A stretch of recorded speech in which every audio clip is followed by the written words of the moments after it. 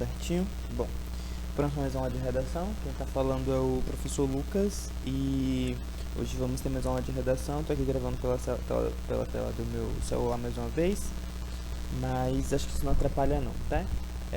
Vamos começar então. Hoje a gente vai falar, vamos fazer uma outra aula temática.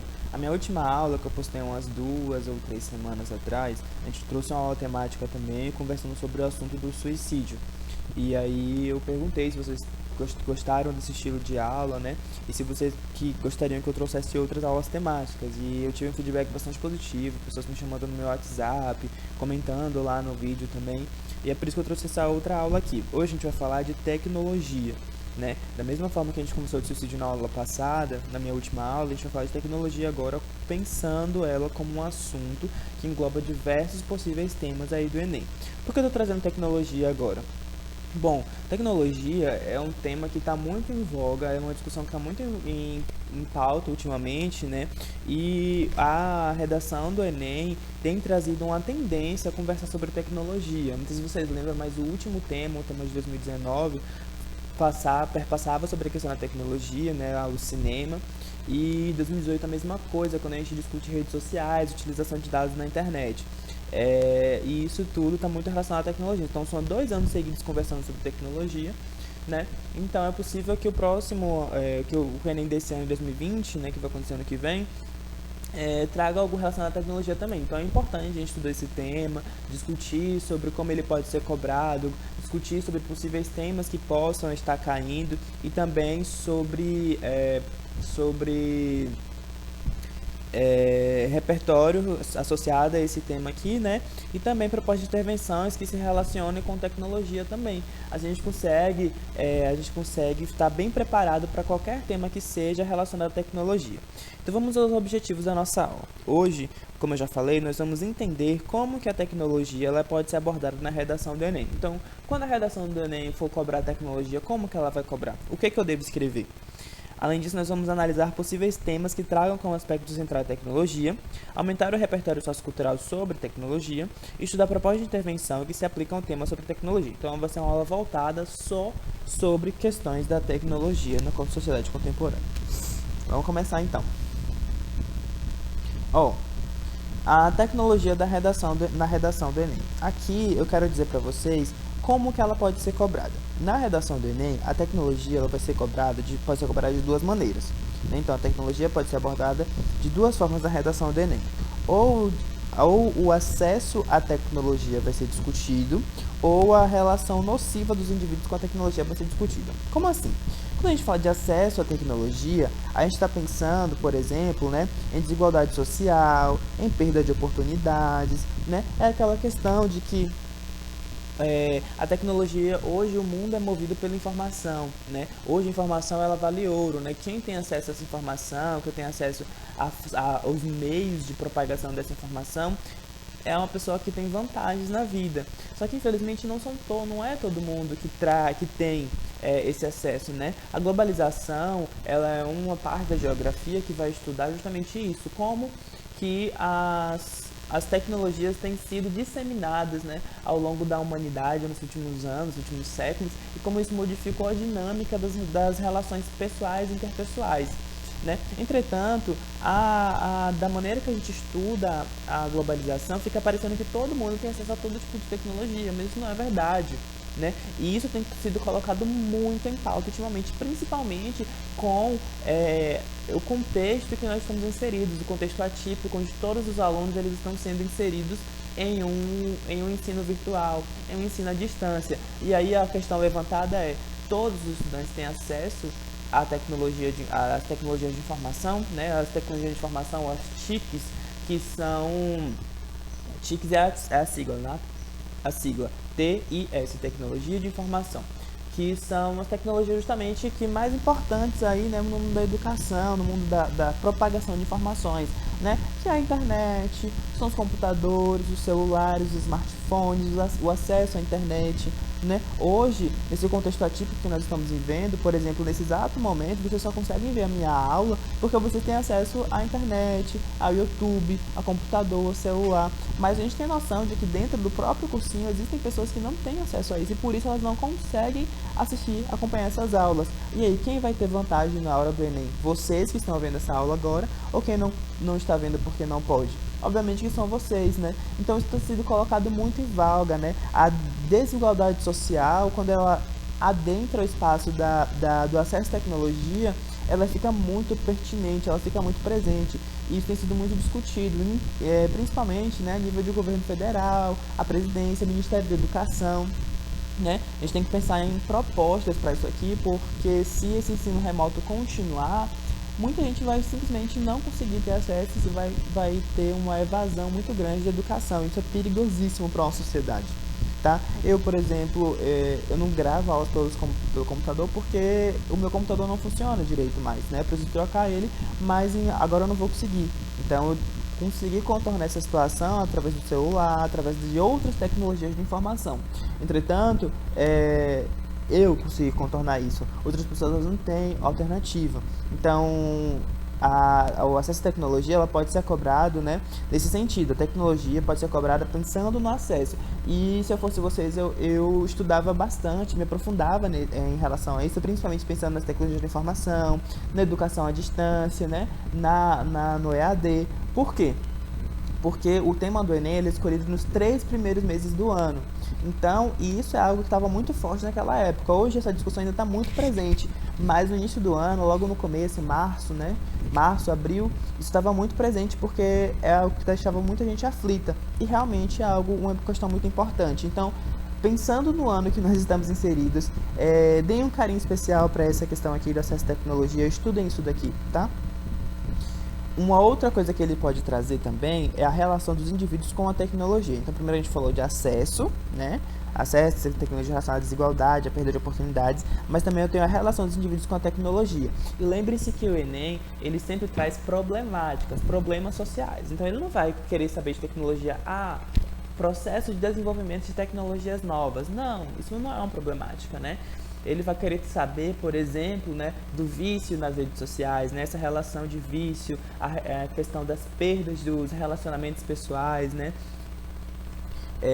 cyberbullying, né, ele quer saber de problemas. Então, quando eu falo de relação dos indivíduos, essa relação é necessariamente nociva. É uma relação em que o ser humano ele sai prejudicado porque ele tem uma dependência muito grande da tecnologia ou porque ele tem uma relação muito tóxica com a tecnologia, né? A relação de consumismo, a relação de vício, né? A relação de perda da noção da realidade, por exemplo, né? Então, isso aqui se comunica muito com a sociedade consumista, né? Porque muitas coisas que nós utilizamos tecnológicas não são necessárias, né? Não é necessário, por exemplo, trocar de celular, de carro todo ano, mas existe uma pressão social relacionada a isso, né? E também a gente... Ai, cadê meu ponteiro? Aqui. E também temos aqui relacionado com a saúde mental, né? Porque muito tem se discutido ultimamente da vida perfeita que se mostra aí nas redes sociais, certo? Porém, essa vida inalcançável deixa muitas pessoas tristes e insatisfeitas porque elas acabam olhando nessa ilusão de vida perfeita e percebem que a vida delas não é assim, obviamente porque a vida de ninguém é assim, e se sentem muito tristes, né? Então, aqui são duas formas que a tecnologia ela pode ser cobrada, tá? E, inclusive, existem exemplos desses 2 formas aqui nos últimos 2 Enem. Vou mostrar para vocês aqui, ó.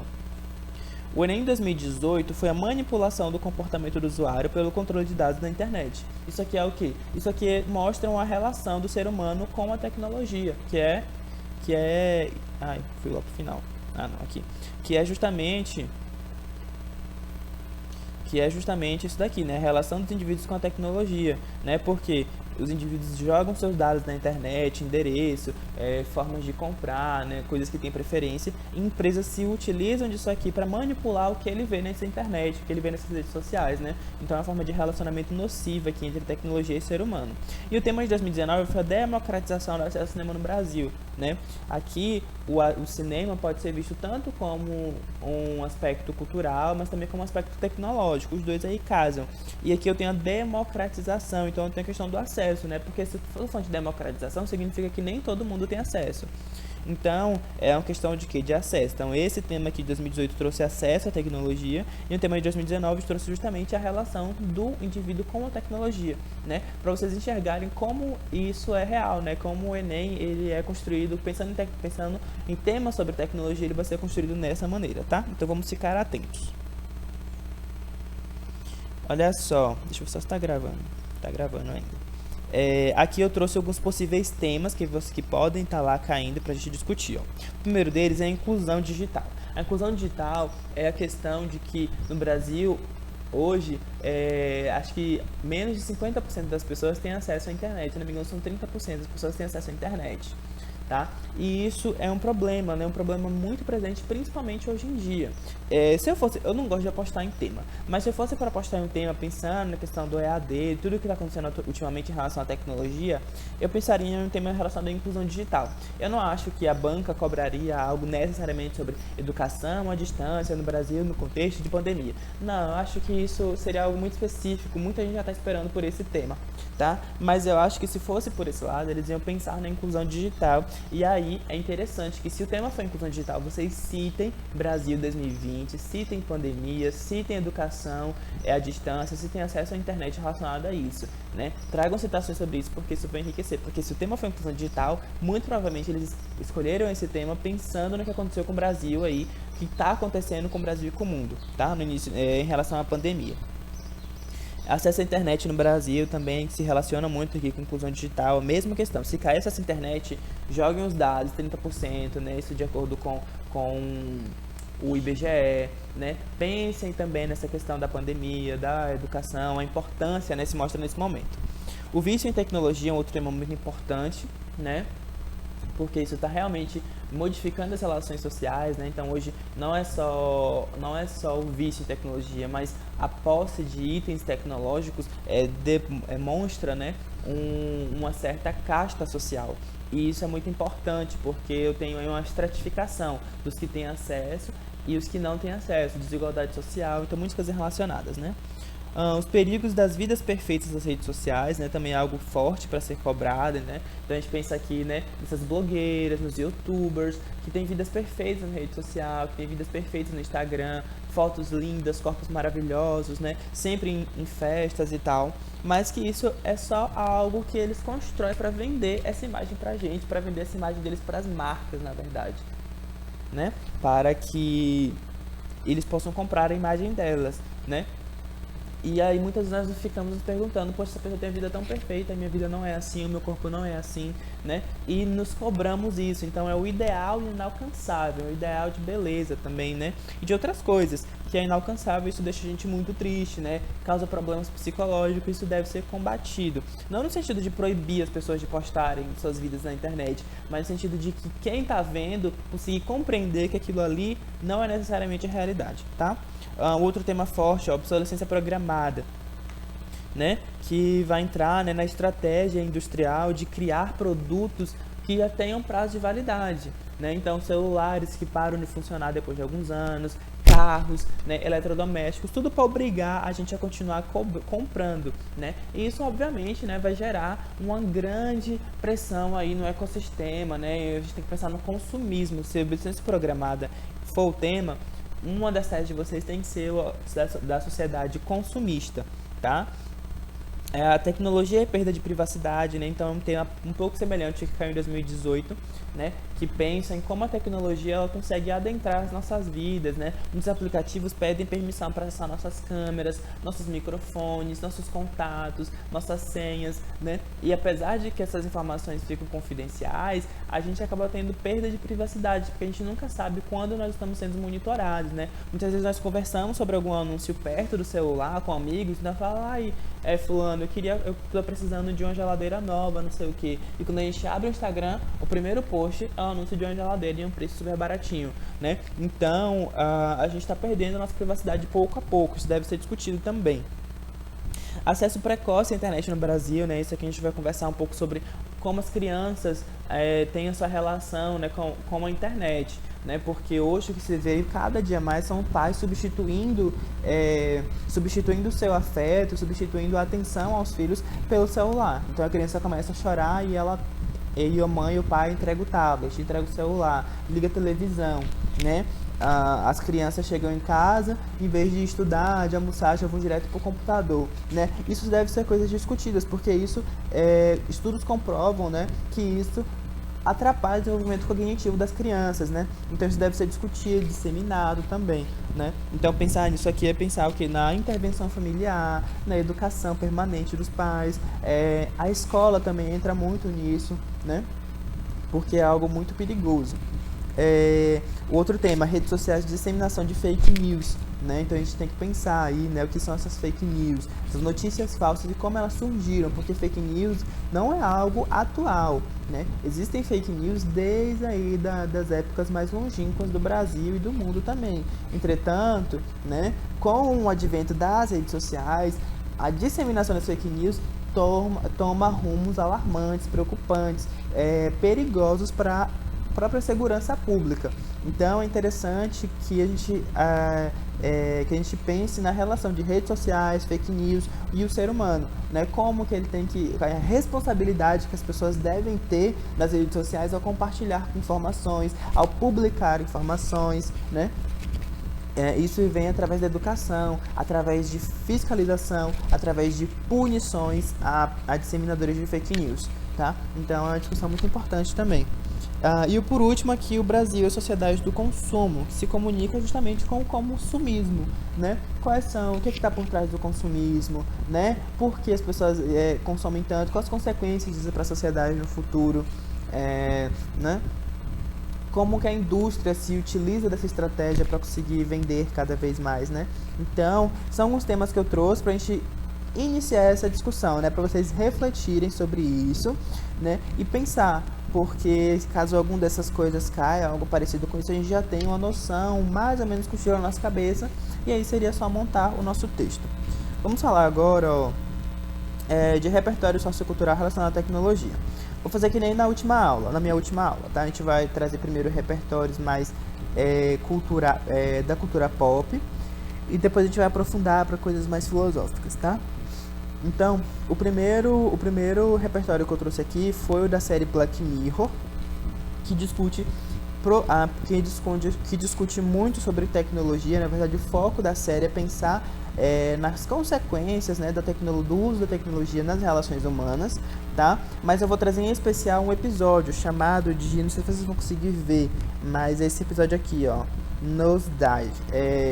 Esse episódio fala de um aplicativo que foi criado, e nesse aplicativo nós podemos estabelecer uma nota de 0 a 5 para qualquer pessoa, para qualquer coisa que entre em contato com a gente.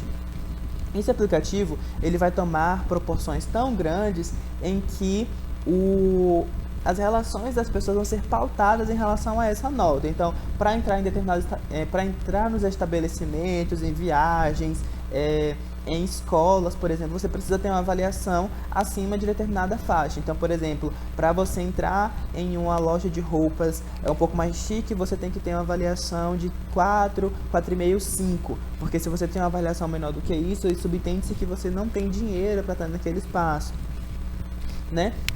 E por que eu estou trazendo esse episódio? Porque isso é exatamente o que acontece, né? Não tão drasticamente assim, mas na vida real nós estamos sendo constantemente analisados por nossas redes sociais, né? Tanto que quem, por exemplo, não tem rede social ou quem posta pouco nas redes sociais são consideradas pessoas estranhas, né? Pessoas não confiáveis, por exemplo, o que não necessariamente é verdade, né? A pessoa pode simplesmente não gostar de rede social, mas atualmente existe uma pressão social para que nós publiquemos cada vez mais coisas da nossa vida nas redes sociais. E não pode ser simplesmente publicar por publicar. Tem que ser coisas bem pensadas, bem construídas. Tem que mostrar uma imagem minha de que eu sou uma pessoa perfeita, de que eu nunca erro, de que eu tenho a vida ideal, né?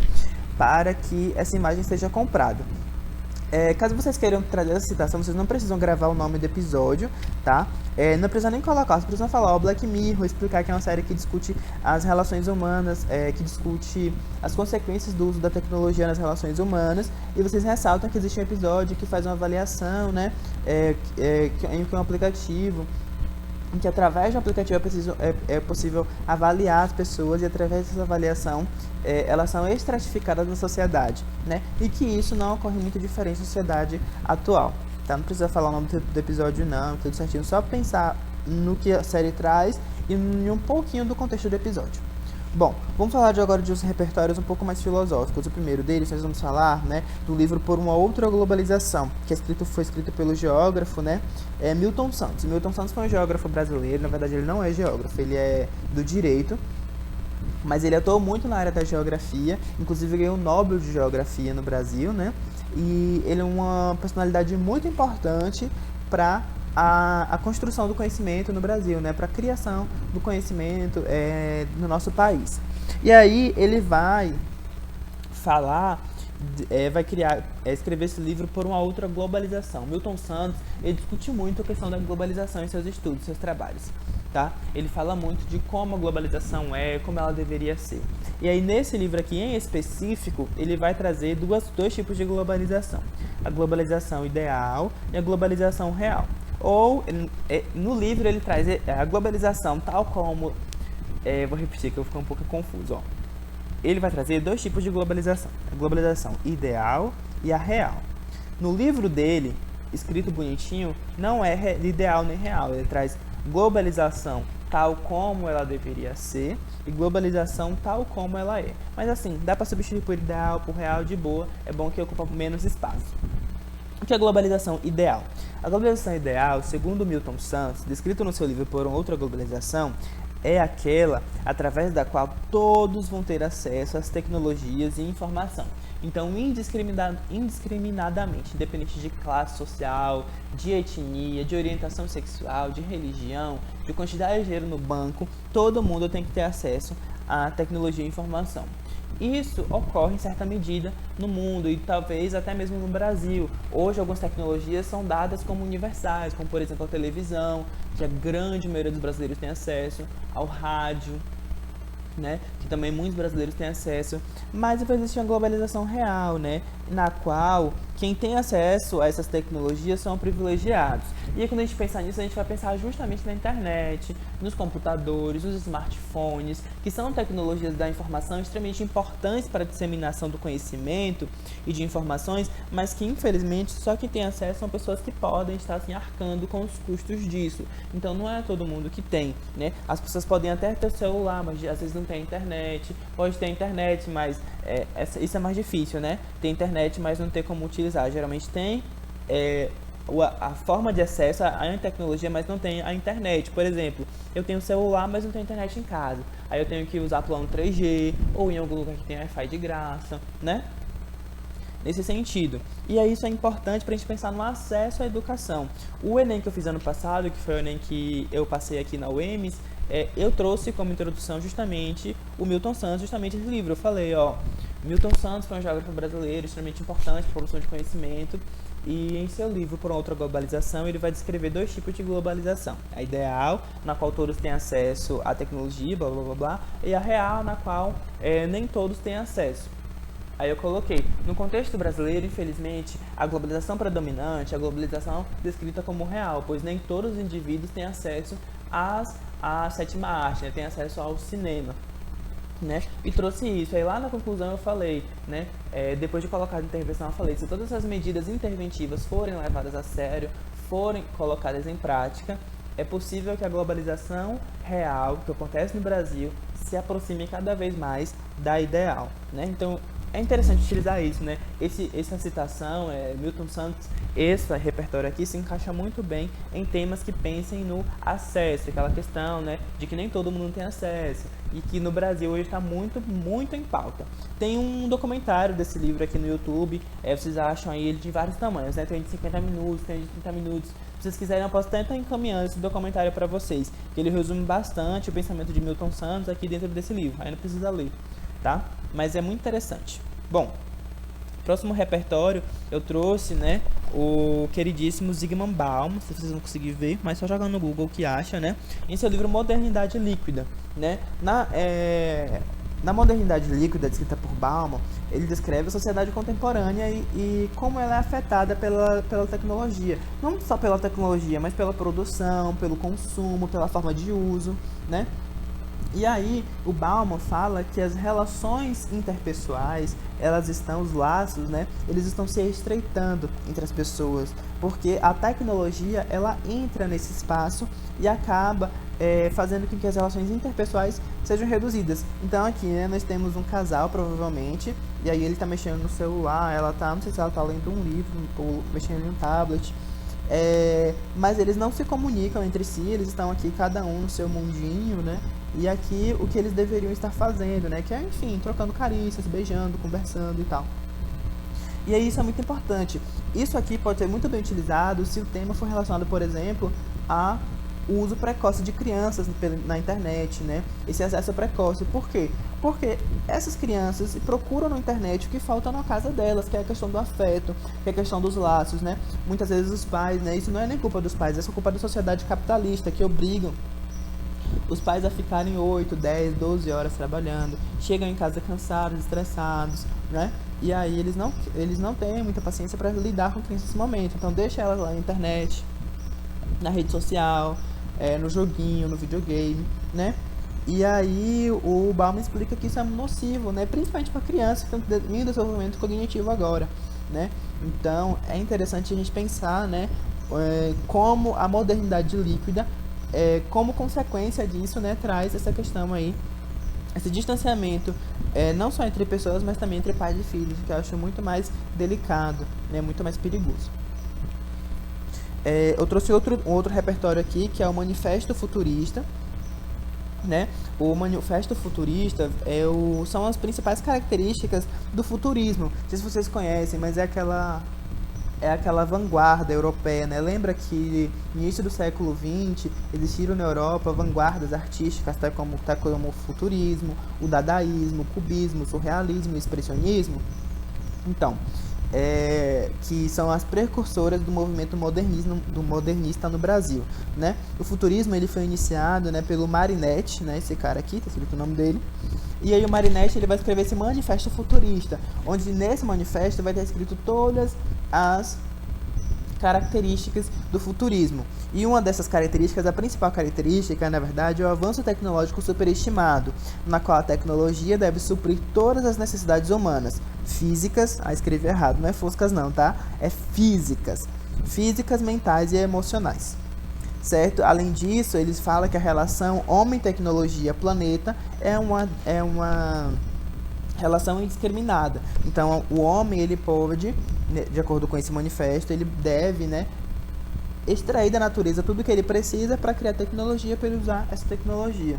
E aí, quando a gente for usar isso aqui, a gente tem que problematizar, tá? A gente tem que discordar disso aqui, na verdade. Por quê? O avanço tecnológico, ele é bom, ele é favorável, ele traz avanços na sociedade. Porém, ele deve suprir todas as necessidades humanas, né? Ele deve ocupar todos os espaços humanos.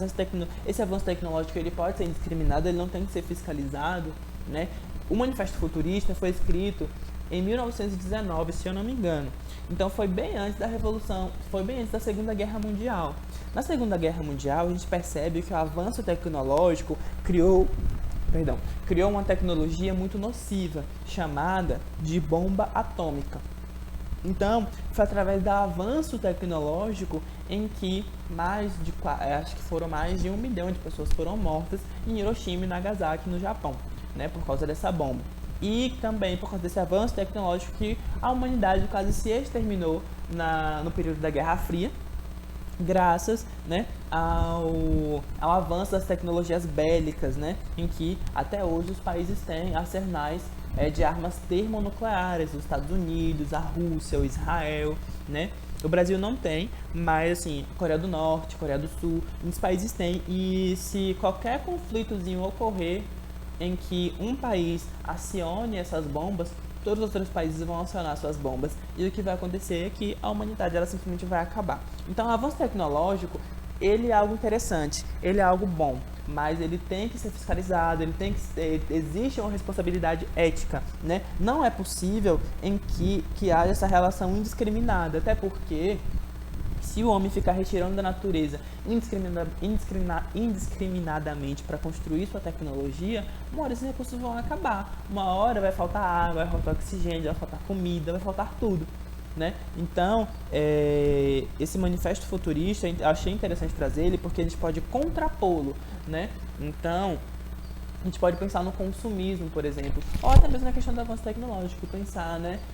De acordo com o manifesto futurista, eu tenho, né, que o avanço tecnológico ele deve ser indiscriminado. Entretanto, experiências ao longo do século 20 e 21 nos mostram, não é um termo interessante porque eu falei na primeira pessoa, mas assim, deixam explícito em que isso não deve ser levado tão em voga, tão ao pé da letra, né, digamos assim. Então é interessante também, eu achei interessante trazer isso aqui para vocês. Pronto, estamos chegando no final da aula, né? Agora a gente vai falar de algumas propostas de intervenção, ou seja, coisas que a gente pode utilizar na conclusão aqui, né? Para que a gente concluir o nosso texto. Então, uma solução é a criação de espaços públicos com acesso a computadores e internet gratuitamente, né? Então, esses espaços aqui já existem, na verdade, em bibliotecas, mas a gente pode pensar em construção de espaços mesmo, a gente pode pensar no Ministério da Cidadania, no Ministério da Educação, Ministério da... eu não estou lembrando agora, mas depois eu mando para vocês, certo? Que podem estar intervindo nisso aqui para criar esses espaços, para que as pessoas tenham acesso à internet, né? O Ministério da Educação também pode, criar programas de ensino digital ministrados a todas as faixas etárias, priorizando o acesso a pessoas de baixa renda. Gente, eu escrevi rápido essa parte aqui, então ficou com bastante erro ortográfico, tá? Me perdoe também que eu estou escrevendo pelo celular, então às vezes o corretor também, tá? Desculpa. Mas o que isso aqui quer dizer? É justamente a questão da inclusão digital, né? Porque a falta de conhecimento também limita o acesso. Se eu não sei mexer na internet, como é que eu vou conseguir, né, ter esse acesso? Então eu preciso que essas pessoas elas aprendam primeiro. Inclusão de disciplinas nas escolas que discutam o uso responsável e seguro das redes sociais, né? Então isso aqui é o MEC, mais uma vez, né? Pensando justamente no vício das redes sociais, na exposição, no uso precoce. Isso aqui pode resolver muita coisa. Uma outra coisa que eu trouxe aqui também, nesse mesmo sentido, é a inclusão de disciplinas nas escolas que discutam o consumo consciente e os impactos do consumismo na sociedade, né? Então pensar na questão da obsolescência programada, né? Pensar na questão da sociedade de consumo, que se relaciona com a tecnologia, né? E que precisa ser combatido. E por último, eu tenho o controle de acesso à internet das crianças pelos pais associado à destinação de um tempo de qualidade com as mesmas, né? Então aqui pensando naquele acesso precoce que a gente discutiu, né? Os pais, eles devem impor limites, né? Ou impor limites ou simplesmente proibir por um determinado tempo, uma determinada idade, né? Esse acesso à internet. E no lugar disso, né, substituir esse acesso por um tempo de qualidade, brincando, indo no parquinho, passeando, né? Porque é disso que crianças precisam para ter um desenvolvimento cognitivo favorável, tá? Então são algumas propostas de intervenções aqui que eu trouxe pra gente estar colocando lá no texto. Tá bom, galera? Gente, é isso. Vou me despedir por aqui. Essa aula também ficou um pouco mais curtinha, eu acho mais interessante. Quando as aulas nesse sentido, as aulas remotas, eu acho interessante que elas sejam mais curtinhas, porque existe uma janela, né, janela de atenção aí nesses espaços virtuais, em que se ultrapassar muito tempo, o pessoal simplesmente para de prestar atenção na aula, então não vale a pena essas aulas serem muito longas. Por isso que elas estão ficando mais curtinhas. Mas é isso, gente, muito obrigado. Olha, qualquer crítica, sugestão, qualquer coisinha que vocês notaram de errado, né, no slide, na minha fala, por favor, deem esse feedback pra gente, porque ele é bastante importante, tá? Bons estudos, né, boa preparação aí. E até a próxima. Tamo junto. Precisando é só gritar que a gente ouve e dá um início, tá bom? Tchau, tchau, galera. Bom feriado também.